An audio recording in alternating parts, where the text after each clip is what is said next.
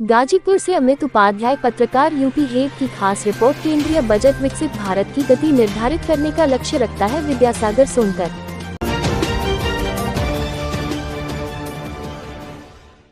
खबर गाजीपुर जिले से है, जहां पर केंद्रीय बजट 2025-2026 जन जन के उत्थान, देश के विकास, आत्मनिर्भर भारत के निर्माण के प्रति अमृतकाल की अभिव्यक्ति को पूर्ण करने का प्रधानमंत्री नरेंद्र मोदी सरकार का प्रयास है। ये बात आज बुधवार को बजट 2025 पर भाजपा जिला कार्यालय छावनी लाइन पर आयोजित प्रेस वार्ता में भाजपा के वरिष्ठ नेता विद्यासागर सोनकर ने कहा। उन्होंने कहा कि बजट में आयकर नियमों में छूट, नए संस्थानों के सृजन, शहरों की समृद्धि तथा आम आदमी की आय को बढ़ाने सरकार की योजनाओं से गरीबों, किसानों, महिलाओं, मजदूरों के कल्याण के लिए सरकार ने बजट में व्यवस्था बनाई है, जिससे लोगों की आय बढ़ेगी और जीवन स्तर उठेगा। पूर्व सांसद ने कहा कि मेक फॉर इंडिया को मेक फॉर वर्ल्ड करने का देश के प्रधानमंत्री नरेंद्र मोदी का प्रयास है। भारत की अर्थव्यवस्था को मजबूत करने के लिए सरकार लगातार काम कर रही है, जिससे देश की आर्थिक स्थिति मजबूत तथा विकास कार्य बड़े पैमाने पर हो रहे हैं। कहा कि प्रधानमंत्री नरेंद्र मोदी के नेतृत्व में देश विकास की ओर बढ़ रहा है। मानव संसाधन क्षमता का विकास आर्थिक वृद्धि का तीसरा महत्वपूर्ण स्तंभ है। इसी दृष्टिकोण को आगे बढ़ाने में सक्षम आंगनबाड़ी और पोषण 2 कार्यक्रमों को सशक्त बनाया गया है। बजट में प्रधानमंत्री धन धान्य कृषि योजना की घोषणा कृषि उत्पादकता को बढ़ाने, फसल विविधीकरण और टिकाऊ कृषि पद्धतियों को अपनाने में मदद करेगी। उन्होंने कहा कि कृषि क्षेत्र में रोजगार की कमी को दूर करने के लिए एक व्यापक बहुक्षेत्रीय ग्रामीण समृद्ध और लचीलापन कार्यक्रम शुरू किया जाएगा, जिससे कौशल विकास, निवेश और तकनीकी माध्यम से कृषि में रोजगार के अवसर पैदा होंगे। केंद्रीय बजट विकसित भारत की गति निर्धारित करने का लक्ष्य रखता है और यह बजट स्वीकार करता है कि देश की शक्ति उसके लोगों में निहित होती है। इस अवसर पर भाजपा जिलाध्यक्ष सुनील कुमार सिंह, सांसद राज्यसभा डॉक्टर संगीता बलवंत, पूर्व जिलाध्यक्ष कृष्ण बिहारी राय, जिला पंचायत अध्यक्ष सपना सिंह, पूर्व प्रदेश मीडिया संपर्क प्रमुख नवीन श्रीवास्तव तथा जिला मीडिया प्रभारी शशिकांत शर्मा उपस्थित थे। आगे आए होंगे। महाकुंभ में 40 करोड़ के हमारा लक्ष्य था, 40 करोड़ की संख्या आएगी, लेकिन हमें लगता है 10 दिन पहले ही 60 करोड़ पार कर गया। उसके बावजूद भी छोटी मोटी थोड़ी बहुत ऐसी घटनाएं हुई हैं, लेकिन फिर भी उत्तर प्रदेश की योगी सरकार ने जिस तरह से मुस्तैदी के साथ महाकुंभ को पूरी तरह सफल बनाने का प्रयास किया गया और लोगों ने अमृत स्नान किया। सब लोग प्रसन्न होकर जा रहे हैं, जो अभी भी आ रहे हैं प्रसन्न होकर जा रहे हैं। अब विपक्ष के पास कोई मुद्दा नहीं है तो उनको कहने के लिए कुछ चाहिए, मैं यही मानता हूँ। बाकी सब लोग प्रसन्न हैं महाकुंभ से, पूरे प्रदेश के लोग प्रसन्न हैं। हमें लगता है आप सभी प्रसन्न हो। महाकुंभ के जल को लेकर भी कई रिपोर्ट आगे चौंकाने वाली आ रही है। अब रिपोर्ट आने दीजिए, अभी करेंगे। PIL दाखिल करके लोग बहुत से आ जाते हैं, जब कोर्ट में अगर बात जाती है उसका निर्णय आने पर इस पर भी चर्चा होगी। लेकिन हम ये जरूर कह रहे हैं कि गंगा का जल न कभी प्रदूषित होता है न हुआ है, और संगम में पूरी तरह वो अमृत स्नान है और रहेगा। सर, महाकुंभ में जो भीड़ हो रही है उसको देख के विपक्ष क्यों चिंतित? क्या उसको राजनीति से जोड़ के देखा जाता है? आप जो समझ रहे हैं वही सही है। जनता को भी कुछ समझा दीजिए। जनता ठीक से समझ चुकी है, इसीलिए तो होता है ना कि बार बार भारतीय जनता पार्टी के नेतृत्व में सरकारें बनती चली जा रही हैं और आगे भी बनती चली जाएंगी, क्योंकि पूरी तरह इस देश की जनता, इस प्रदेश की जनता ने ये समझ लिया है कि हमारा भविष्य, हमारे बच्चों का भविष्य, हमारा कृषि का भविष्य, हमारी महिलाओं का भविष्य, पूरी तरह से हमारे उद्यमियों का भविष्य, हमारे नौजवानों का भविष्य भारतीय जनता पार्टी के सरकार में ही निहित है। केंद्र में मोदी जी की सरकार, उत्तर प्रदेश में योगी जी की सरकार के तहत ही सुरक्षित है। इसलिए हम पर ये विश्वास कर रहे हैं और हम उनके विश्वास पर पूरी तरह हमारी सरकार उत्तर प्रदेश की और केंद्र की खरा उतरने का पूरा प्रयास कर रही है और आगे भी करती रहेगी। लगातार विपक्ष जो हमलावर है कि सरकार ने निमंत्रण तो दे दिया, लेकिन उस तरह से अरेंजमेंट नहीं कर पाई। पूरा अरेंजमेंट किया है और वो खुद नहा के आए, उनसे पूछिए कि आराम से नहा के आए। आपने कवरेज भी किया होगा, आपने समाचार भी लगाया होगा, बढ़िया डुबकी लगा रहे हैं। आपने देखा होगा कि शायद पहली बार जिनकी चर्चा लोग करते हैं, इसके पहले कभी आपने देखा नहीं होगा।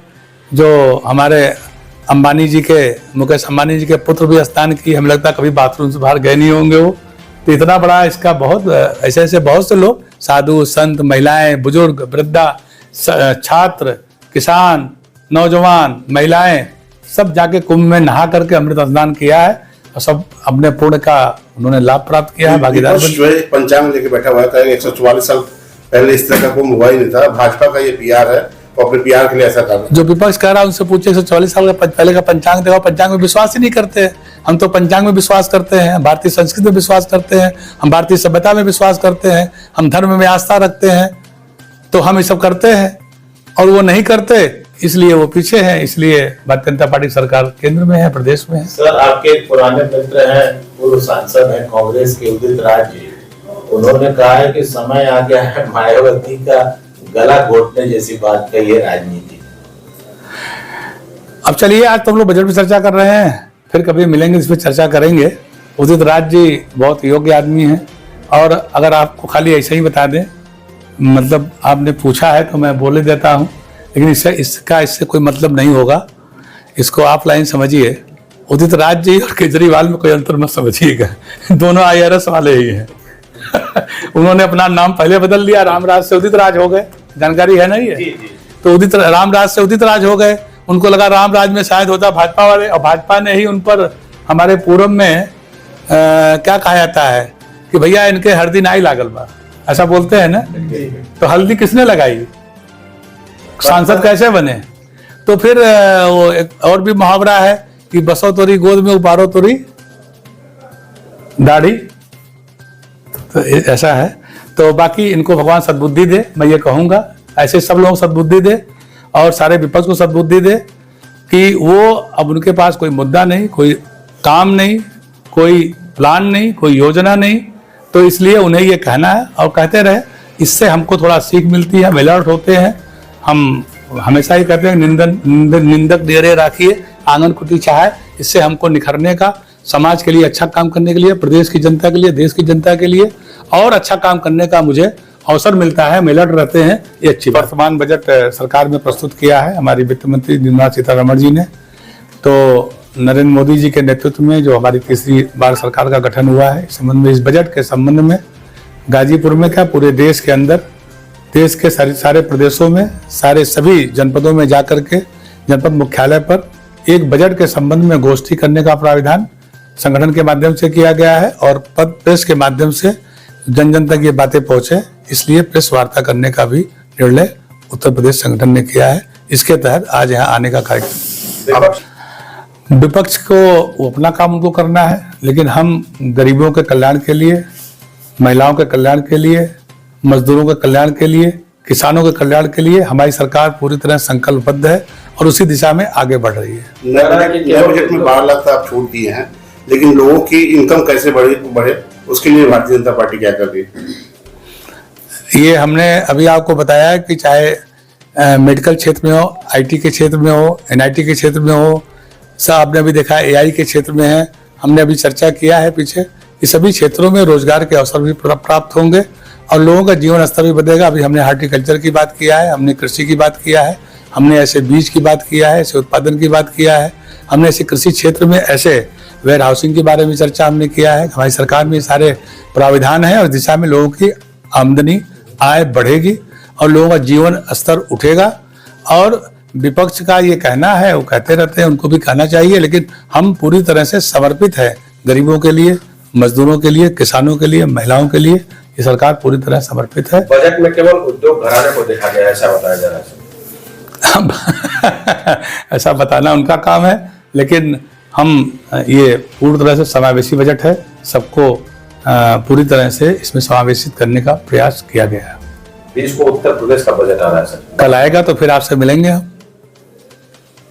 कल बजट आने दीजिए, फिर आपसे हम चर्चा करेंगे, आएंगे उस विषय में भी कहने आएंगे दोनों का। इसीलिए आज हम लोग आए कि कल आते तो फिर 2-4 दिन बाद आना पड़ता, तो हमने इसलिए आज हम आगे कि आज यहाँ चल के चलते हैं। पूरे उत्तर प्रदेश में तय हुआ कि 20 के पहले हर जगह केंद्र सरकार की बजट का ये गोष्ठी हो जाए।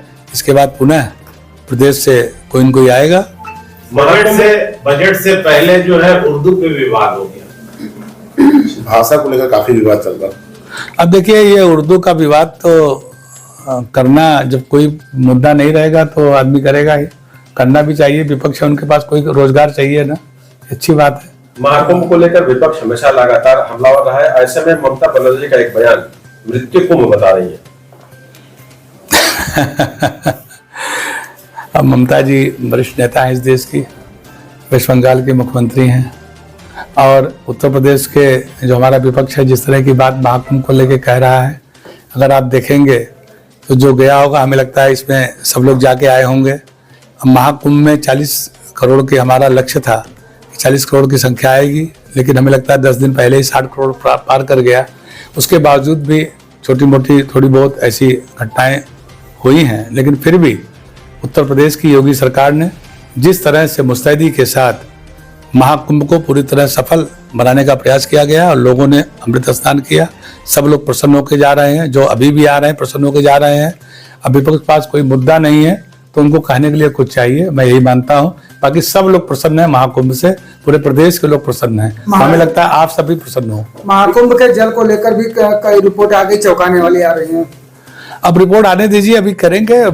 PIL दाखिल करके लोग बहुत से आ जाते हैं, जब कोर्ट में अगर बात जाती है उसका निर्णय आने पर इस पर भी चर्चा होगी। लेकिन हम ये जरूर कह रहे हैं कि गंगा का जल न कभी प्रदूषित होता है न हुआ है, और संगम में पूरी तरह वो अमृत स्थिति और क्षमता में सुधार करने का उनको अवसर मिल सके।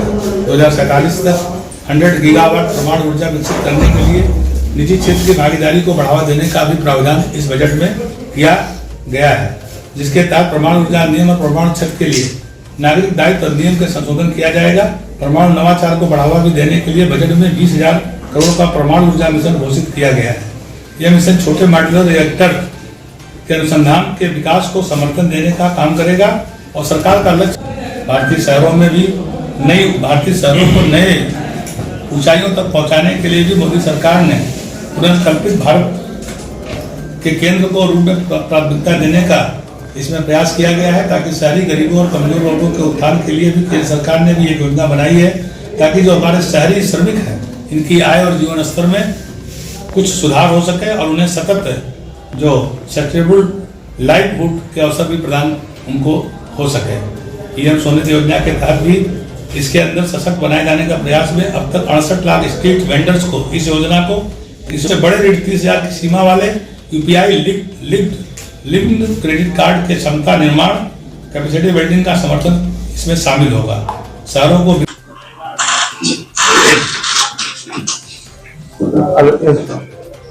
अभिषेक फोटो मिलनी Really?